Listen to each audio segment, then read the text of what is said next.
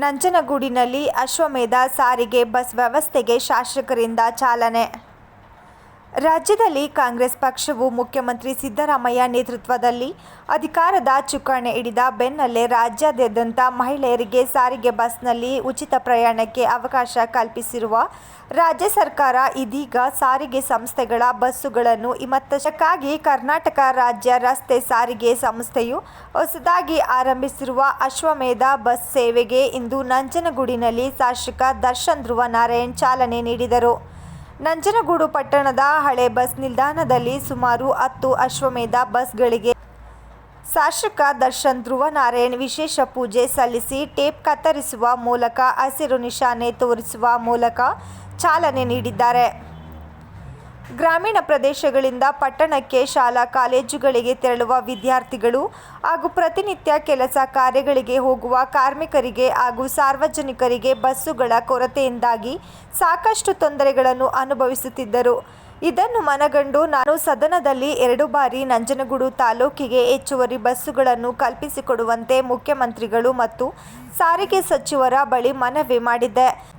ಇದಕ್ಕೆ ರಾಜ್ಯದ ಮುಖ್ಯಮಂತ್ರಿಗಳಾದ ಸಿದ್ದರಾಮಯ್ಯನವರು ಹಾಗೂ ಸಾರಿಗೆ ಸಚಿವರಾದ ರಾಮಲಿಂಗಾರೆಡ್ಡಿ ಅವರು ಸ್ಪಂದಿಸಿ ನಮ್ಮ ತಾಲೂಕಿಗೆ ಈಗಾಗಲೇ 10 ಅಶ್ವಮೇಧ ಬಸ್ಗಳನ್ನು ನೀಡಿದ್ದಾರೆ. ಮುಂದಿನ ದಿನಗಳಲ್ಲಿ ಇನ್ನೂ ಹೆಚ್ಚುವರಿ ಬಸ್ಸುಗಳನ್ನು ನೀಡಲಾಗುತ್ತದೆ ಎಂದು ಹೇಳಿದ್ದಾರೆ. ಸಾರ್ವಜನಿಕರು ಮತ್ತು ಶಾಲಾ ಕಾಲೇಜಿನ ವಿದ್ಯಾರ್ಥಿಗಳು ಈ ಸೌಲಭ್ಯವನ್ನು ಸದುಪಯೋಗಪಡಿಸಿಕೊಳ್ಳಬೇಕು.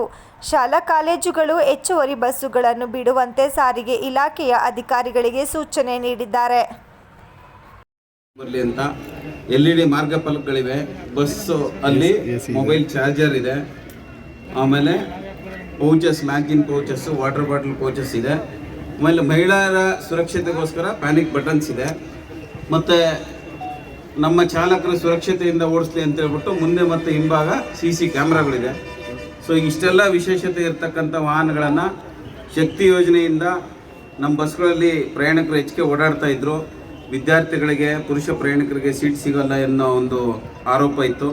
ಅದನ್ನು ಇವತ್ತು ಸುಗಮ ಕಾರ್ಯಾಚರಣೆಗೋಸ್ಕರ ಇವತ್ತು ಕೊಟ್ಟಿದ್ದಾರೆ.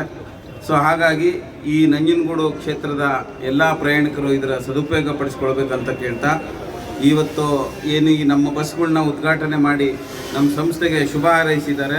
ಸೊ ದರ್ಶನ್ ಧ್ರುವನಾರಾಯಣ್ ಸಾಹೇಬರಿಗೆ ನಾನು ಸಂಸ್ಥೆ ವತಿಯಿಂದ ಅವರಿಗೆ ಅಭಿನಂದನೆಗಳನ್ನು ಸಲ್ಲಿಸ್ತೇನೆ. ಹೃದಯಪೂರ್ವಕವಾಗಿ ವಂದನೆಗಳನ್ನು ಈ ದಿವಸ ಸಲ್ಲಿಸಲಿಕ್ಕೆ ನಾನು ಬಯಸ್ತೇನೆ.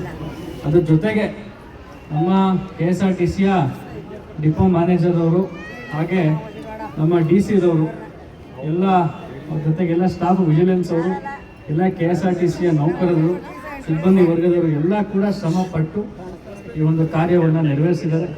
ಅವರಿಗೂ ಕೂಡ ಈ ಒಂದು ಸಂದರ್ಭದಲ್ಲಿ ಶುಭವನ್ನು ಕೋರ್ತೇನೆ. ಈ ಒಂದು 10 ಬಸ್ಗಳೇನು ಬಂದಿದೆ ಇದರ ಸದುಪಯೋಗವನ್ನು ಎಲ್ಲ ನಮ್ಮ ಸಾರ್ವಜನಿಕರು ಪಡೆದುಕೊಳ್ಳಿ. ಅದೇ ರೀತಿ ಈ ಒಂದು ಸೌಲಭ್ಯ ಏನಿದೆ ಇದನ್ನು ಒಂದು ಜುಡಿಷಿಯಲ್ ಯೂಸ್ಗೆ ನಮ್ಮ ಸ್ಟಾಫ್ ಎಲ್ಲರೂ ಕೂಡ ಇದನ್ನು ಉಪಯೋಗ ಪಡ್ಕೊಳ್ಳಿ ಅಂತ ನಾವೆಲ್ಲರೂ ಕೂಡ ಅವ್ರಿಗೆ ತಿಳಿಸ್ಲಿಕ್ಕೆ ನಾನು ಬಯಸ್ತೇನೆ. ಇಷ್ಟನ್ನು ಹೇಳ್ತಾ ಈ ಒಂದು ಕಾರ್ಯಕ್ರಮಕ್ಕೆ ನಮಗೆ ಆಹ್ವಾನಿಸಿ ತುಂಬ ಅಚ್ಚುಕಟ್ಟಾಗಿ ಒಂದು ಕಾರ್ಯಕ್ರಮವನ್ನು ನೆರವೇರಿಸಿಕೊಟ್ಟಿದ್ದಕ್ಕೆ ನಮ್ಮ KSRTC ಡಿಪೋ ಮ್ಯಾನೇಜರು ಹಾಗೆ ನಮ್ಮ DC-ರವರಿಗೆ ಧನ್ಯವಾದಗಳನ್ನು ಹೇಳಿ, ನಮ್ಮ ಮಾಧ್ಯಮ ಮಿತ್ರರು ಕೂಡ ಬಂದಿದ್ದಾರೆ. ನಿಮಗೂ